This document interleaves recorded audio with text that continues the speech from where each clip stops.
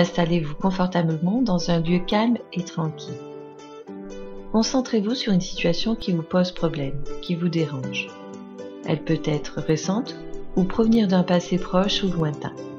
Je vous conseille pour commencer de traiter des situations avec un impact émotionnel peu important, de façon à vous habituer à la technique. Décrivez la situation. L'idéal est de prendre un papier et un crayon et d'écrire la situation. Qu'est-ce que la situation me fait ressentir? Qu'est-ce qu'elle provoque en moi? Colère, tristesse, frustration, peur. Acceptez de ressentir ce que vous fait vivre cette situation. Clarifiez au maximum. Posez tout sur le papier. Vous verrez en écrivant, cela devient plus facile de clarifier. Dans quelle partie de votre corps ressentez-vous cette émotion? Gorge serrée, estomac noué.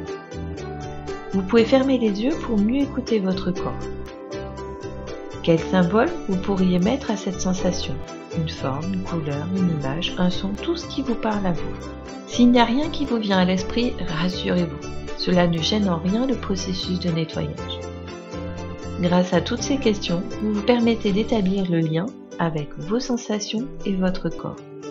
Vous êtes en train de vous écouter dans tous les sens du terme. Nous pouvons continuer maintenant en passant à la ronde de tapping.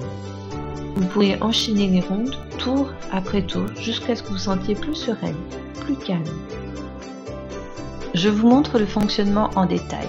Vous allez tapoter sur chaque point que je vais vous présenter 5 ou 6 fois. Sur certains points, vous devez tapoter de façon symétrique, de chaque côté du corps. Ne vous inquiétez pas, je vais vous montrer. Le premier point se situe au début des sourcils du côté du nez. Donc vous allez tapoter de chaque côté à la naissance du sourcil. Chaque point correspond à un point d'un méridien. Pour celui-ci, c'est le méridien de la vessie. Le deuxième point se situe au coin extérieur de l'œil. Le méridien associé est la vésicule biliaire. Le troisième point, sous l'œil, correspond au méridien de l'estomac. Le quatrième point, sous le nez, correspondant au méridien du canal gouvernant. Le cinquième point, creux du menton, c'est le méridien du canal central. Le sixième point, en partant du V central, vous trouverez les points sous la base de l'os, dans une sorte de creux. C'est le méridien des reins. Le septième point sous les aisselles, méridien rate-pancréas. Le huitième point sous les seins, là où vient se placer la bande latérale du soutien-gorge. C'est le méridien du foie. Je préfère utiliser les points de la main aussi, pas forcément utilisés en EFT, partant du principe que nous ne savons pas où se trouve le blocage. En tapotant sur tous les méridiens, nous sommes sûrs de le libérer. Donc le neuvième point, le pouce, à la base de l'ongle du côté extérieur de la main. Il correspond au méridien des poumons. Le dixième point, l'index, toujours à la base de l'ongle. C'est valable pour tous les points de la main. C'est le méridien du gros intestin. Le onzième point, le majeur, méridien maître-cœur. Le douzième point, l'annulaire, lié au méridien du triple réchauffeur.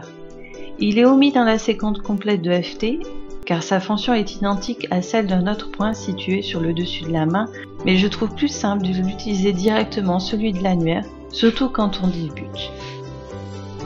Et le 13e point, l'auriculaire, méridien triple réchauffeur. Pour résumer, bien se concentrer sur l'émotion et la sensation corporelle, et procéder à la ronde de tapping, du premier point au 13e point.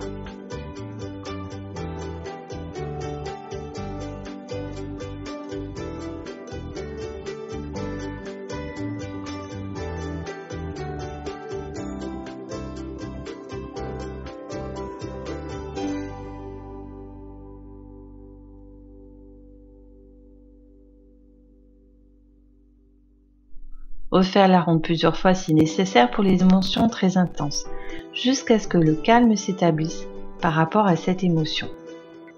Écoutez votre corps à nouveau. La sensation a pu se déplacer et une autre émotion peut refaire surface. Refaites les rondes de tapping sur cette nouvelle sensation. Une fois que vous vous sentez plus calme, plus sereine, posez-vous maintenant cette question. est-ce que j'ai déjà vécu une situation dans ma vie qui m'a fait ressentir la même chose? Vous pouvez avoir des souvenirs d'une sensation qui remonte, des sons, des images. Quand est-ce que j'ai déjà ressenti cela dans mon passé? Et si c'est le cas, refaites des rondes de tapping sur ces souvenirs qui se présentent à vous. Qu'est-ce qui m'empêche de sortir de cette situation ou de ne plus penser à cette situation? Ces deux dernières questions vont vous permettre de mettre en évidence les croyances qui font résistance au changement. Refaites des rondes de tapping sur ces croyances. L'idéal pour ce type de croyances, c'est de reprogrammer votre cerveau avec d'autres croyances plus positives cette fois. Mais ça, c'est le sujet d'une autre vidéo avec un autre outil. Pour ma part, j'ai commencé avec la version classique de l'EFT pour évoluer vers cette version qui me convient mieux maintenant. Mais dans une prochaine vidéo, je vous montre comment pratiquer l'EFT. Comme ça, après, c'est à vous de voir ce qui vous convient le mieux. Et voilà pour aujourd'hui. En attendant, vous pouvez vous inscrire sur ma chaîne YouTube ou sur mon blog Osez être heureuse. Et je vous dis à très bientôt.